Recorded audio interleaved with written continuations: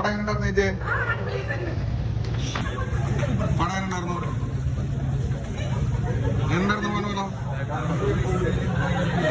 അപ്പൊ മക്കളെ, പൃഥ്വിരാജ് പറഞ്ഞ പോലെ ട്രെയിലറിൽ കാണിച്ച പോലെ എൽ ഈസ് ബാക്ക്.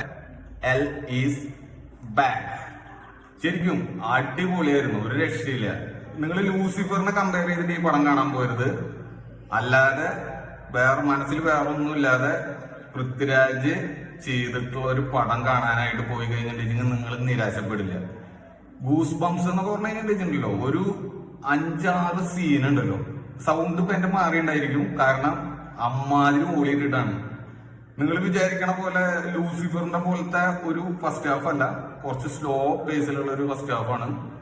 പക്ഷെ ഇന്റർവെല്ലിന് ശേഷം, സ്പോയിലർ പാടില്ല, നിങ്ങളെല്ലാരും പോയി കണ്ട് അത് ആസ്വദിക്കണം എന്നുള്ളതുകൊണ്ടാണ് ഞാനൊന്നും പറയാത്തത്. ഇന്റർവെല്ലിന് ശേഷം മക്കളെ ഒരു മാലപ്പടക്കത്തിന് തിരി കൊടുത്തിട്ട് പൊട്ടണത് കാണാൻ വേണ്ടിയിട്ട് തയ്യാറായിരിക്കും.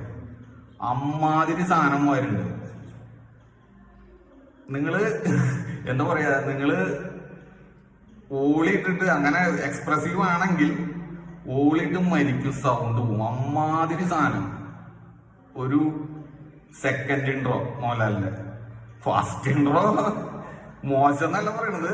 ഫസ്റ്റ് ഇൻട്രോ നമ്മളത് പ്രതീക്ഷിച്ച് എന്താ പറയാ, നമുക്കറിയാം ഇപ്പൊ വരും എന്നുള്ള സാധനം. എനിക്ക് ടെക്നിക്കലായിട്ട് ഇതിനെ കുറിച്ചിട്ട് വലുതായിട്ട് പറയാനൊന്നും അറിയില്ല, എന്നാലും ഞാൻ പറയാം. ആ ഫൈറ്റൊക്കെ ഉണ്ടല്ലോ, കുറെ ഞാൻ വീഡിയോസിലായിട്ട് കാണുന്നു. ഏതോ പണ്ട് തമിഴന്മാർ ഓടി വരണ പോലെ ഒരുപാട് പേര് കൂടിയിട്ട് ഓടി വന്നിട്ടുള്ളത്. ഇതൊന്നും വർക്കാവുന്ന തോന്നണില്ല. പൃഥ്വിരാജ് എന്തായാലും ഇപ്പോഴും 90s കേറിയിട്ടില്ലേ, അങ്ങനെയൊക്കെ കുറെ വീഡിയോസിൽ ഞാൻ കണ്ടിട്ടുണ്ടായിരുന്നു. അതൊക്കെ പറഞ്ഞോര് ഈ സാധനം ഒന്ന് പോയി കണ്ടോക്ക്. എന്റെ മോനെ, മോഹൻലാല് മറ്റേ എന്റെ പിള്ളേരെ തൊടുകൂടെ പറഞ്ഞിട്ട് കാലി കയറ്റിച്ചൊരു സാധനല്ലേ, അതിന്റെ ഡബിള് സാധനം ഇതിൽ വരുന്നുണ്ട്. ഒന്ന് കണ്ടോക്ക്, കാണാൻ മാത്രം സാധനം ഉണ്ട്. ഇന്റർവ്യൂല് വരെ കണ്ടിട്ട് ഞാൻ കുറച്ച് ആൾക്കാരുടെ അടുത്ത് റിവ്യൂ ചോദിച്ചപ്പോ മോഹൻലാൽ ഫാൻസ് കേട്ടാ, ബാക്കിയുള്ളവർക്ക് കുഴപ്പമില്ല. മോഹൻലാൽ ഫാൻസ് എന്ന് പറഞ്ഞു കഴിഞ്ഞാൽ ഒരുപാട് പ്രതീക്ഷിച്ചിട്ടല്ല വന്നിട്ടായിരിക്കുക. അപ്പൊ അവര് ഒരു മിക്സ്ഡ് റെസ്പോൺസ് ആയിരുന്നു. കുറെ ആൾക്കാർ കുഴപ്പമില്ല എന്ന് പറയുന്ന ഒരു രീതിയിലായിരുന്നു. ഇന്റർവെല്ലിന് ശേഷം കഥ മാറും. അത് പൃഥ്വിരാജ് ബിൽഡ് ചെയ്ത് കൊടുക്കുന്നത് അങ്ങനെയാന്ന് തോന്നുന്നു. അത് വിചാരിച്ചിട്ട് നിങ്ങൾ ഫസ്റ്റ് ഹാഫിലൊന്നും ഇല്ലാന്ന് വിചാരിച്ചിരിക്കരുത് കേട്ടോ. ഫസ്റ്റ് ഹാഫില് മോനെ ഇൻട്രോ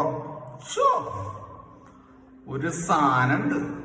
ഇവൻ വെറുതെ അല്ല കാശ് ചെലവാക്കിയിട്ട് കുറെ ചോപ്പറൊക്കെ മറ്റേ മോഹൻലാല് ഏതോ ഇന്റർവ്യൂല് പറഞ്ഞില്ലേ, മോനെ ഒരു 5-6 ചോപ്പർ വേണമെന്നാണ് ചെക്കൻ പറയണത്, എന്താ ചെയ്ത് കൊടുക്കുന്നുണ്ട്. ആ സാധനം എവിടെ കൊണ്ടുപോയി ഇട്ട് കൊടുക്കണമെന്നൊക്കെ ഒന്ന് ഫസ്റ്റ് ഹാഫില് കാണാനുണ്ട്. സംഭവം തീപ്പൊരിയാണ്. വീണ്ടും പറയാണ്, ലൂസിഫറായിട്ട് ഇത് കമ്പയർ ചെയ്തിട്ട് പോവാൻ നിൽക്കരുത്.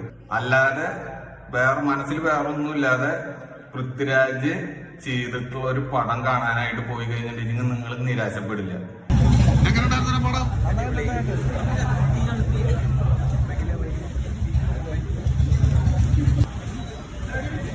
എങ്ങനെയുണ്ടായിരുന്നു മോനെ പടം?